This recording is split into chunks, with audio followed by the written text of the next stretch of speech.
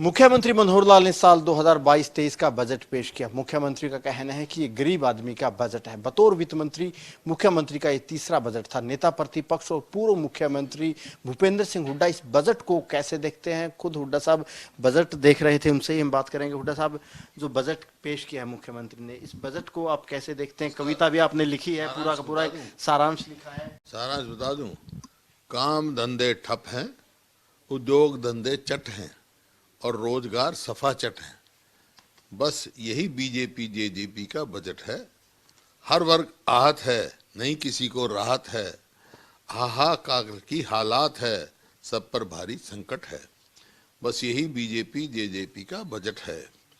प्रदेश पर भारी कर्ज है, सरकार बड़ी खुदगर्ज है, नहीं निभाया कोई फर्ज है।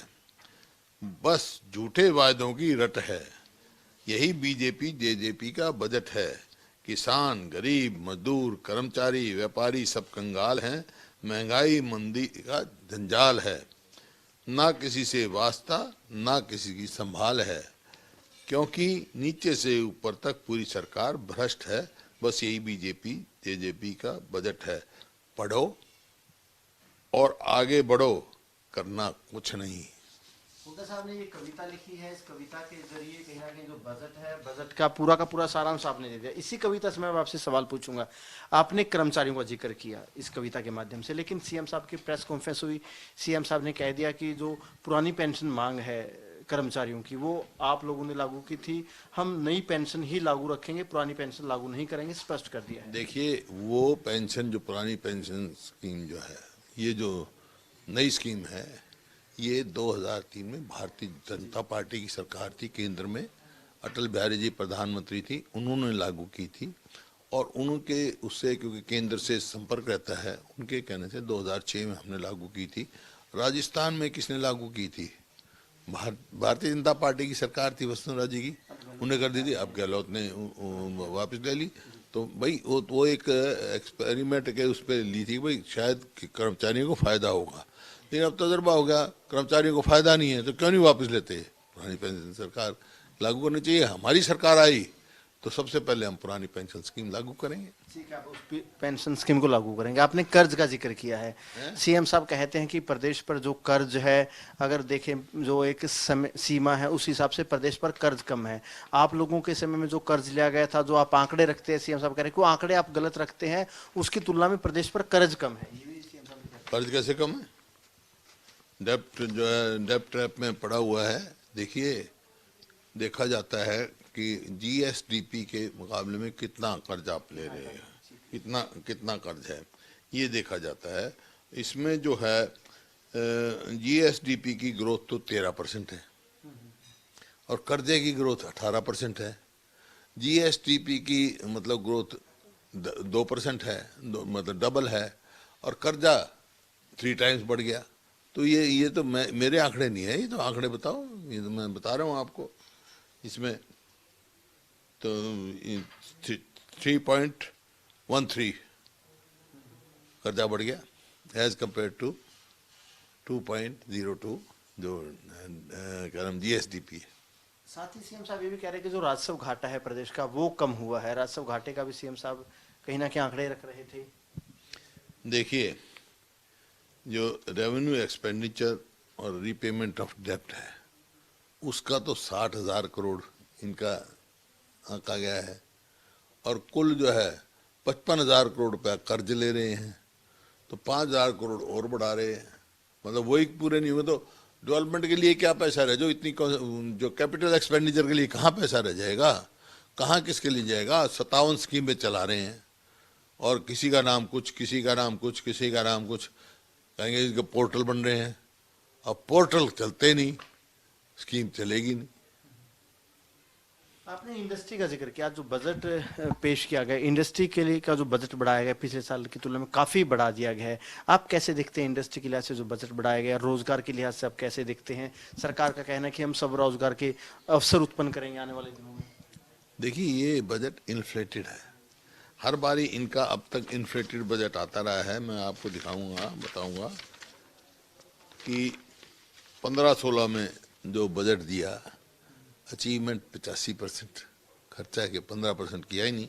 जैसे इनके लिए ये तो सीएजी की रिपोर्ट है, समझो 19-20 की, तो इन्होंने ये स्कीम बजट में दिया था एग्रीकल्चर फार्म वेलफेयर के लिए 48 करोड़, रूरल डेवलपमेंट के लिए इतना, इन प्रोजेक्ट का खर्चा हुआ, एक्सपेंडिचर हुआ नील। तो ये तो लिप सर्विस में लगे हुए हैं, भाषण अच्छे, बजट नहीं, भाषण नहीं। मैं तो उसी टाइम उठ के भी यही कहा था कि ये बजट नहीं है, ये भाषण है, और भाषण खोखला बजट है, लेने देने को कुछ नहीं, जयराम जी की बाबा। सीएम साहब ने ये भी कहा है कि महिलाओं को फोकस किया गया, महिलाओं के लिए बजट बनाया गया, गांव का जो बजट था उसको बढ़ा दिया गया, खेती बाड़ी की अगर बात करें 25% से ज़्यादा बजट खेती बाड़ी का बढ़ा दिया गया है। आप कैसे देखते हैं, आंकड़े हैं या किसानों की आय भी डबल होगी? क्योंकि खुद पीएम साहब कहते थे कि 2022 तक किसानों की आय दोगुनी करनी है। आप भी तो किसान के बेटे हो गए, होगी दोगुनी तेरी आमदनी। कोई एक किसान ला दे मेरे को पूरे हरियाणा में जो 2022 है।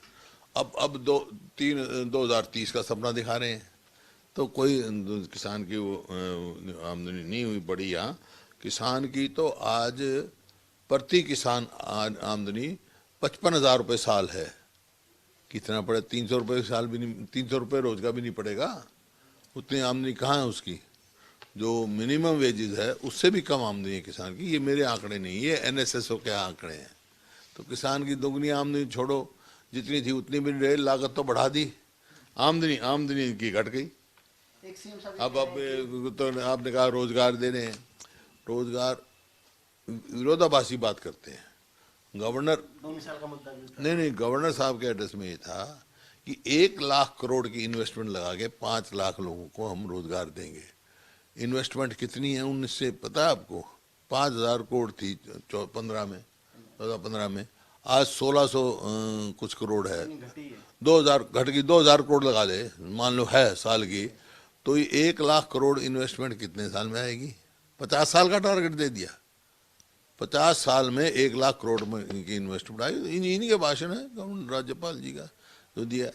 तो ये इस मतलब इवेंट मैनेजमेंट में यकीन रखते हैं, अच्छे भाषण देते हैं, बजट नहीं पढ़ते हैं। मुख्यमंत्री ये भी कह रहे थे कि मैं फ्री में देने में विश्वास नहीं रखता, मैं विश्वास रखता हूँ कि सब रोजगार हो। एक हमने डायमंड मॉडल बनाया है जी, ये समर्थ हरियाणा, संतुलित पर्यावरण, सहभागिता, सतत विकास, अंत्योदय, आखिरी व्यक्ति तक हम जाएंगे। जो ये डायमंड मॉडल है, ये कितना का? डायमंड मूवमेंट क्या है? इवेंट मैनेजमेंट है, इवेंट मैनेजमेंट है। ये सरकार जो है बीजेपी जेजेपी सरकार, तो आज केवल इवेंट मैनेजमेंट है, नॉन परफॉर्मिंग गवर्नमेंट है। महिलाओं के लिए बजट बनाया गया, गांव का जो बजट था उसको बढ़ा दिया गया, खेती बाड़ी की अगर बात करें 25% से ज्यादा बजट खेती बाड़ी का बढ़ा दिया गया है। आप कैसे देखते हैं, आंकड़े हैं या किसानों की आय भी डबल होगी? क्योंकि खुद पीएम साहब कहते थे कि 2022 तक किसानों की आय दोगुनी करनी है। आप भी तो किसान के बेटे हो गए, होगी दोगुनी तेरी आमदनी। कोई एक किसान ला दे मेरे को पूरे हरियाणा में जो 2022 है। अब 2030 का सपना दिखा रहे हैं, तो कोई किसान की वो आमदनी नहीं हुई बड़ी। यहाँ किसान की तो आज प्रति किसान आमदनी 55,000 रुपये साल है। कितना पड़े? 300 रुपये साल भी नहीं, 300 रुपये रोज का भी नहीं पड़ेगा, उतनी आमदनी कहाँ है उसकी? जो मिनिमम वेजेस है उससे भी कम आमदनी है किसान की। ये मेरे आंकड़े नहीं, ये एनएसएसओ के आंकड़े हैं। तो किसान की दोगुनी आमदनी छोड़ो, जितनी थी उतनी भी नहीं, लागत तो बढ़ा दी, आमदनी की घट गई। अब तो आपने कहा रोजगार दे रहे हैं, रोजगार विरोधाभासी बात करते हैं। गवर्नर का मुद्दा नहीं, गवर्नर साहब के एड्रेस में ये था कि 1 लाख करोड़ की इन्वेस्टमेंट लगा के 5 लाख लोगों को हम रोजगार देंगे। इन्वेस्टमेंट कितनी है 19 से पता है आपको? 5,000 करोड़ थी 2015 में, आज 1600 कुछ करोड़ है। 2000 घट गई, 2000 करोड़ लगा ले, मान लो है साल की, तो ये 1 लाख करोड़ इन्वेस्टमेंट कितने साल में आएगी? 50 साल का टारगेट दे दिया। 50 साल में 1 लाख करोड़ में की इन्वेस्टमेंट आई। इन्हीं के भाषण है राज्यपाल जी का जो दिया। तो ये इस मतलब इवेंट मैनेजमेंट में यकीन रखते हैं, अच्छे भाषण देते हैं, बजट नहीं पढ़ते हैं। मुख्यमंत्री ये भी कह रहे थे कि मैं फ्री में देने में विश्वास नहीं रखता, मैं विश्वास रखता हूँ कि सब रोजगार हो। एक हमने डायमंड मॉडल बनाया है जी, ये समर्थ हरियाणा, संतुलित पर्यावरण, सहभागिता, सतत विकास, अंत्योदय आखिरी व्यक्ति तक हम जाएंगे। जो ये डायमंड मॉडल है ये कितना का डायमंड वुमन क्या है? इवेंट मैनेजमेंट है, इवेंट मैनेजमेंट है। ये सरकार जो है बीजेपी जेजेपी सरकार, तो आज केवल इवेंट मैनेजमेंट है, नॉन परफॉर्मिंग गवर्नमेंट है। अगर एक आखिरी सवाल है, आपका ज़्यादा समय नहीं लूंगा। अभी तीसरा बजट था, अब पहले के 2 बजट थे, तीसरा बजट था। इस बजट को पहले के बजटों की तुलना में कैसा देखते हैं? और आप भी पूर्व मुख्यमंत्री रहे, हरियाणा के 10 साल आपने राज किया है, उस नाते इस बजट को कितने नंबर आप देंगे ईमानदारी से? भाई 0 से तो कम दे नहीं सकता, मतलब 0 से कम तो दे नहीं सकता। वैसे तो अगर हो प्रावधान तो माइनस में जाएगा बजट ये, क्योंकि ना तो एजुकेशन की तरफ ध्यान दिया इन्होंने। एजुकेशन पे मतलब 6% खर्च होना चाहिए, न्यू एजुकेशन पॉलिसी कहती है। ये खर्च करते अभी खर्च किया इन्होंने 2% सारे सालों का है। इसी प्रकार हेल्थ पे 8% खर्च होना चाहिए, कर रहे हैं 4%, तो कैसे चलेगा? एग्रीकल्चर पे जो है आप देख रहे हैं 4% से भी घटकर अब जो 22-23 का बजट आया वो 3.4%। अभी कोई मतलब बढ़ना चाहिए, घटना नहीं चाहिए। ये थे पूर्व मुख्यमंत्री और नेता प्रतिपक्ष भूपेंद्र सिंह हुड्डा साहब। इनका यही कहना है कि जो बजट है, बजट को कोई नंबर भी नहीं दिया जा सकता। हालांकि मुख्यमंत्री तो दावा कर रहे हैं कि गरीब का बजट है, लेकिन पूर्व मुख्यमंत्री भूपेंद्र सिंह हुड्डा आंकड़ों के आधार पर कह रहे हैं कि जो सरकार है लगातार प्रदेश को कर्जवान बना रही है। कैमरामैन जसबीर के साथ अनिल मोर, खबरें अभी तक, चंडीगढ़।